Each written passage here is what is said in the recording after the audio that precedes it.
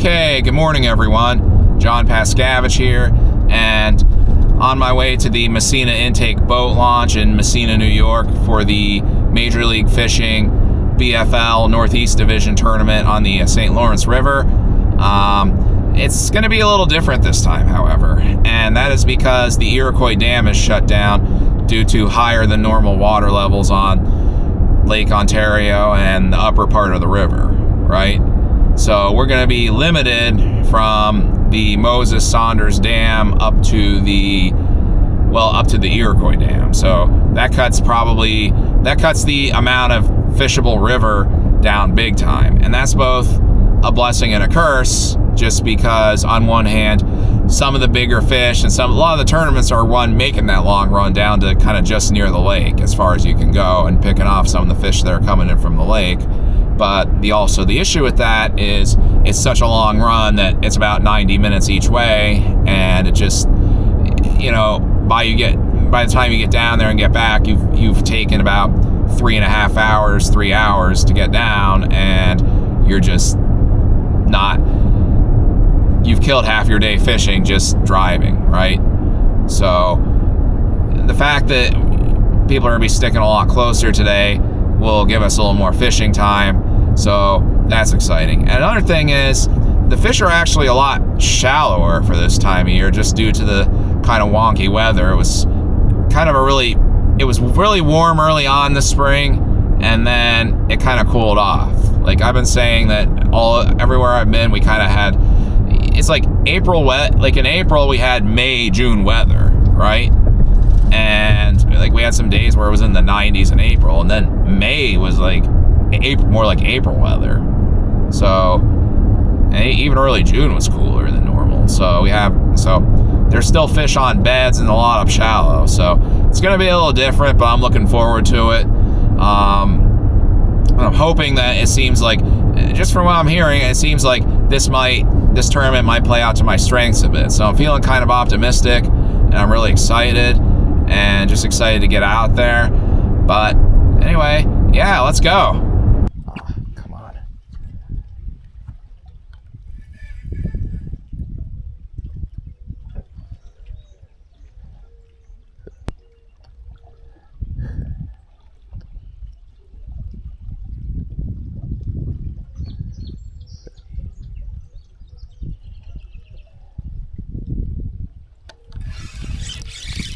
Fish.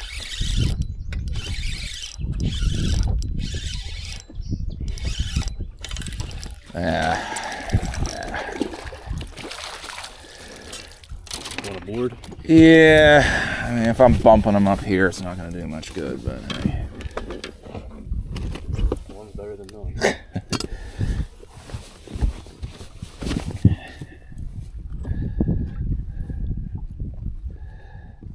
Yep, 12 and a half.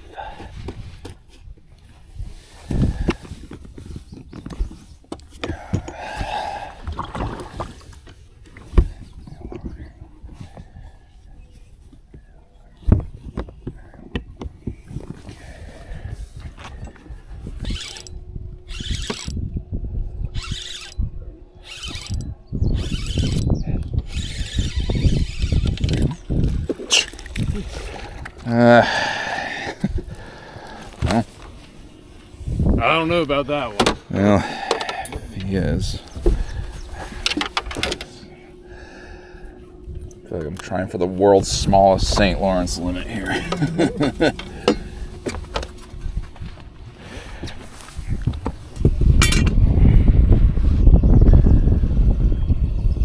Actually, he's about 12 and a half as well.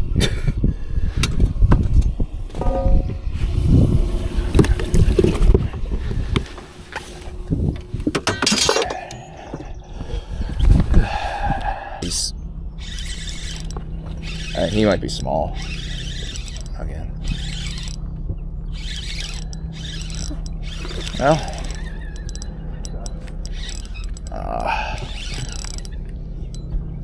driver's side. That's not bad, actually. Fix.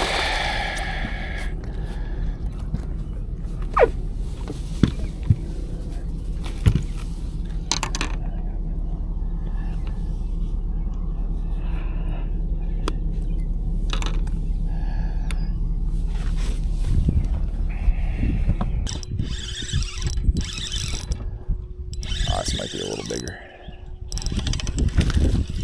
Yeah, it might.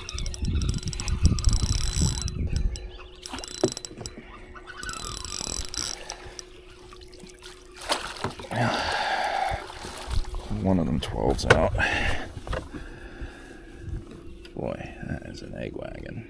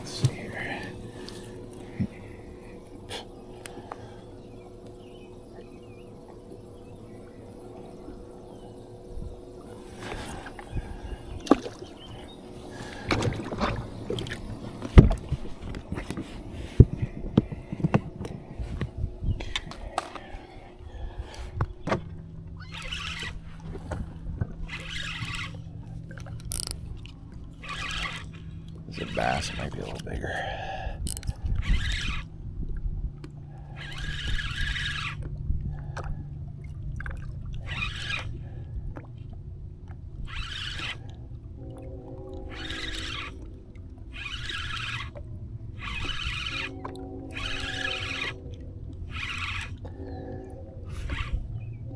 Is that a walleye? And that's a pike. Ah. You want it done or no? Yeah. Oh well.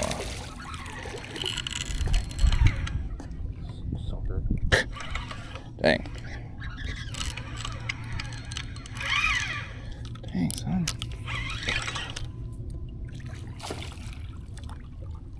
Yeah, thank you.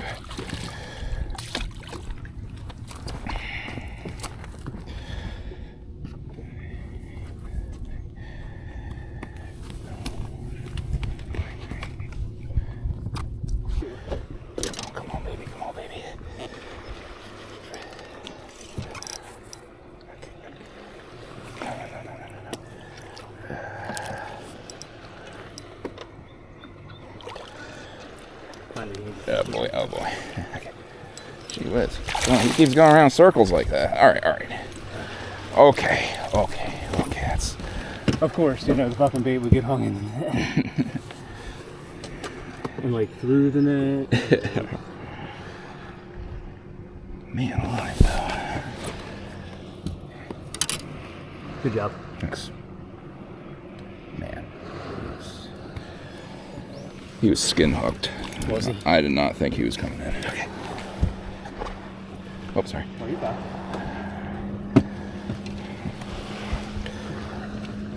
That's good. That's got to be a good 3.5, 3.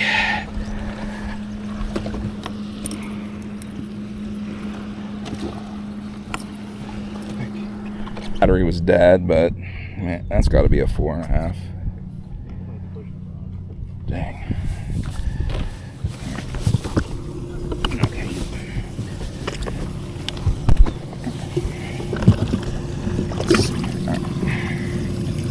Alright, you and you. Back. Okay. Let's see. I think this guy's got. I don't know, actually.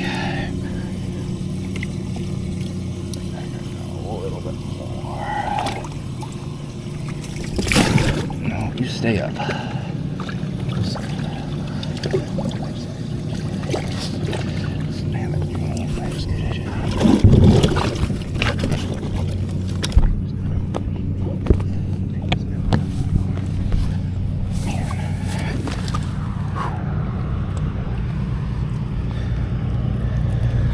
Alright, you're free to go, sir.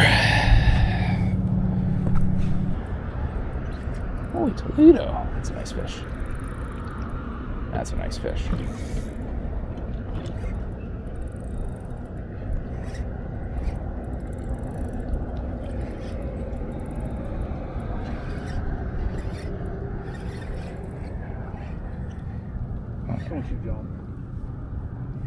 That's a big one.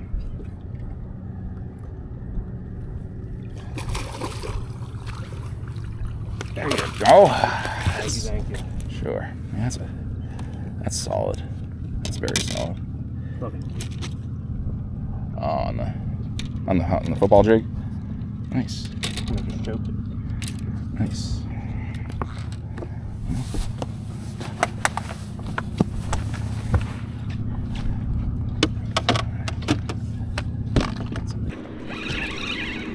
Might get one of them out. Get my one out there. I don't know.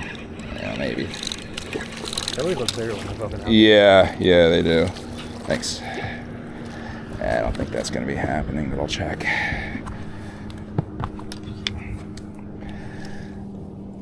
I think the other one's a little bit bigger.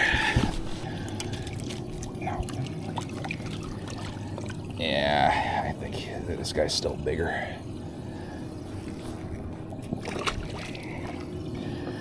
That's a solid 3. Yep, everybody's good here. Yeah? Okay.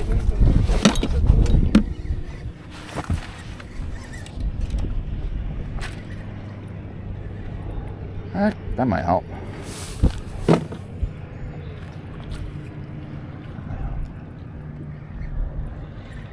Oh yeah, that might help.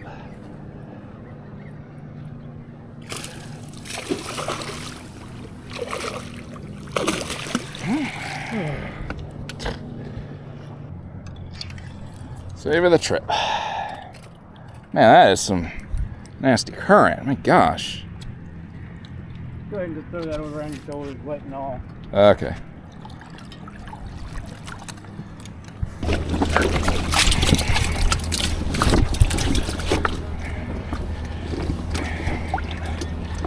Can we hold your bag for you? I'll do yours first. Okay. How usually Okay, let's see here.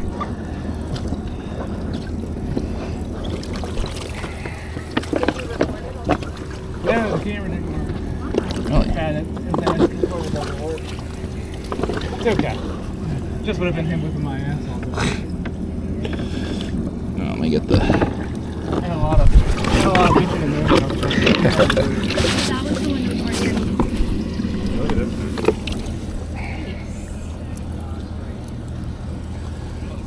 He played that out a lot longer than I would have. I would have sung his ass. Well, don't want to lose it. All right.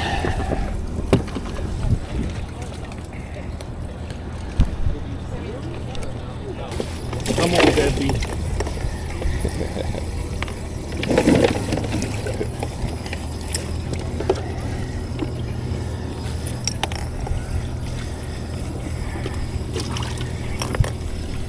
Well, that's good. At least the rest of them survived.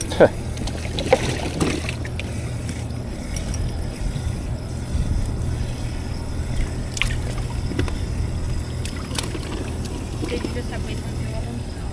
Yeah. Okay. Yeah, you were right about that. It's not much bigger, but it's something.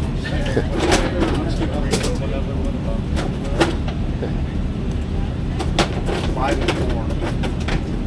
Our next boater to the stage is Travis Snail. Come on. John Pascavage, boat 22. Out of Maryland on that boater side. How you doing, Travis? Good.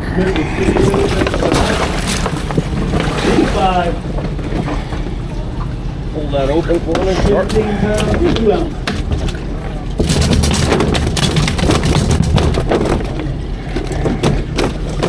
Three and 3.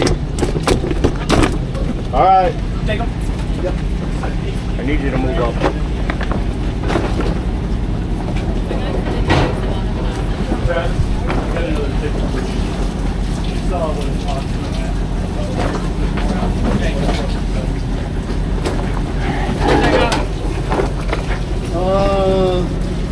It's not telling me right now. I'll have to wait for one more person to weigh and then I'll know. That's cabbage. Yes, sir. Let me turn this mic back. All right. John Pascavage, out of Pennsylvania. On that co-angler side with 3 bass. Did you fish the Travis all day? I did. That was a good Caught time, him some I know. things too. Hey, and you're gonna take the lead with this bag, 11 pounds, 12 ounces. I got for those lunkered away. 3 bass. I got lunkered away too. You're gonna weigh a big one. He's looking to take over the big bass. He needs something larger than 4 pounds and an ounce. Go ahead, set it in there. And that'll do it. 5 pounds, 2 ounces for a big bass. Our first 5 pounder to the stage. Congratulations. Thanks, sir. Thank you.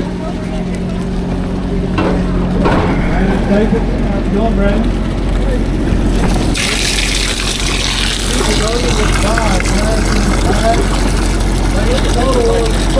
Yes, please.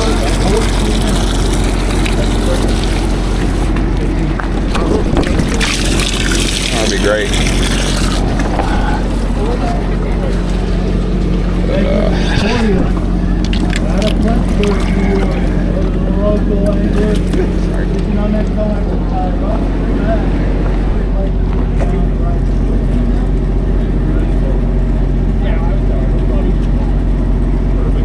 It'll be on our Fish Massena social page. Okay. Okay. Perfect. Appreciate it. Can I just get one quick one before you throw it back in? Sure. Thank you. Thank you. That's where I'll be. Okay. So, finished up in 6th place in the tournament. I had the lead in big bass for the longest time, but I just couldn't hold on. And it's just kind of the nature of the beast there in the St. Lawrence. It just seems like no matter how well you do or what you do, you're never quite comfortable and someone can always catch you there. So it is what it is. But hey, you know, who could complain about a top 10 finish against a good field? And now I'm going to take you into some of what was working, okay?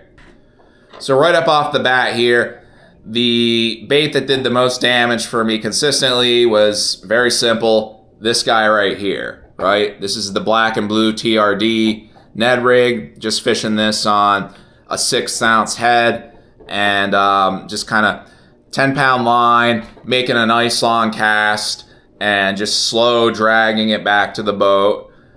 It's nothing really, I mean, I love the Ned rig. I fish it, you know, I used to throw it almost like, it was definitely a go-to of mine. I kind of got away from it the past few years. It just seems like it's kind of lost some of its effectiveness. But smallmouth, when it's on, you better be fishing it. And this was a good day that it was on.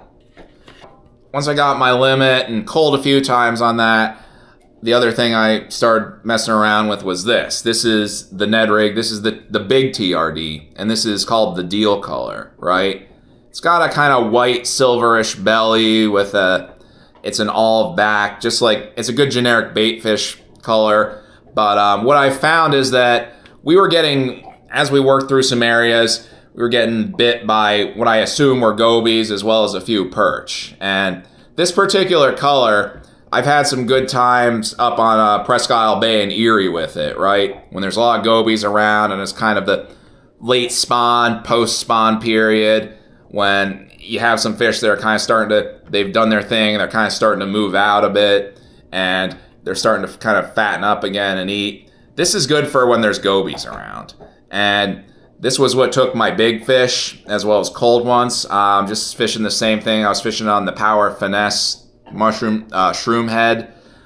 Just the same, I think it was the 5th ounce I was using. The only issue is I only brought a few of them with me and snapped off every one I had. So I unfortunately had to switch off of this. And the other key producer for me was the, this is the Beast Coast OW open water sniper jig, right? This was designed on the St. Lawrence River specifically for smallmouth, but it works everywhere. And I was fishing 1/4 ounce in the melon color, as well as this is the hybrid craw. I think this color is called hybrid craw. And what I was just doing was I was using the either the Berkeley Max Scent Little General or the Berkeley Max Scent. Another thing I was just doing was using the Berkeley Max Scent General as a trailer and just cutting it in half, right? And well, first of all, I don't understand why, like, for just a bare Ned rig, I like the Elastec better, the Z-Man, but for whatever reason, this stuff just works better when I fish it on as a jig trailer. I don't know why that is. I've tried it the other way multiple times and it works okay, but I just, this way is just better. And as you can see, what I did here was, this is actually the general, just a general worm. I cut it in half, and I don't know, I feel like it's a little more streamlined than just this clunky little general, right? It just seems like it goes with I don't know how much of a difference that makes, but it just seems like it kind of goes with the profile of the jig a little bit better. And it seemed like it did that for me and generated a few more bites. And furthermore, a key technique, or rather strategy, that I like that really produced in this tournament is called strolling, right? It's something I kind of learned about, something I do a lot, and it's definitely an advantage in the co-angler position in the back of the boat, right? And all that means is you're just going to make a long cast, kind of about a 45-degree angle towards the bank, or, you know, whatever structure you're fishing. It could be sparse weeds, it could be, you know, a point, what have you, right? It could be just a bank. You're just going to make that long cast, and what I like to do is I'm going to put my finger on the line, right? I put a finger on the line, and sometimes I'm even going to keep the bail open, and I'm just going to kind of move that bait, and if we start moving or I lose bottom contact, I just lift my finger up and the line goes off and I have a little more line out. And then all I'm going to do is just kind of work with, you know, the motion of the boat, the trolling motor, whatever the case may be, the current. I'm just going to work that bait as such. I mean, obviously, if we're slow, if we're still, I'm going to kind of just slow drag, let it sit, slow drag, let it sit, slow drag a little bit, let it sit a little bit, and then if we're moving a bit, I might control the line, a little more line out, and I might just do a little more little twitching with it, right? And it's a very successful technique in the back of the boat, just because it allows you, especially when those fish are pressured, it allows you to really keep your bait down that strike zone a lot longer and really let that bait soak. Okay, gives a little more of a natural presentation. You can almost get to a point where it's like you have no excuse to either not catch a fish or get hung up on every cast. I know that sounds kind of weird, saying that, hey, you should go out and get hung up, but that's, you know, unfortunately the cost of doing business, especially on the St. Lawrence River, where it's such a rocky bottom. There's so many boulders and so much different structure there. That was a key strategy for me throughout the course of this tournament. And the other thing is that I actually learned this in a video from Ned Cady, who is the guy the Ned rig is actually named after. And what he was saying was, years ago there was a tournament where I think it was Rick Clunn. It was a Pro-Am tournament, kind of like this, kind of like, you know, the Major League Fishing BFL's Toyota Series. I'm not sure what trail it actually was, but Rick Clunn was paired with a Japanese co-angler. And they basically spent all day going down riprap banks and bridges and dams, right? And Rick Clunn was going down fishing a square bill crankbait, caught some fish, but the Japanese angler caught a ton, cold multiple times, and he not only did he blow the rest of the co-angler field out, he beat a lot of the pros, a lot of the boaters too. So that's definitely one thing a technique and a strategy I definitely like to employ a lot in the co-angler position. It was one that was very successful in the course of this tournament. Last but not least, I want to give a shout out to my boater, Travis Nail, great guy, and I also want to congratulate him on his engagement. He told me he got engaged to, well, his girlfriend, now fiance, while he was up there on the river that week. So congratulations to him. Best wishes and prayer for a successful and happy wedding and marriage. Great guy. Got to talk to him a lot. Learned a lot from him. Taught him some stuff. So that was really good. And yeah, all things considered, I'm very, very pleased with what happened. Obviously, given it was a little different, just given the fact that we were limited to only the first half or so of the river from Massena up to the Iroquois Dam. But hey, you know, caught the fish, and it was actually a pretty successful event, so who could really complain? And I want to thank you all for watching. Remember to like, comment, or subscribe if you have any questions. And until next time, tight lines and God bless.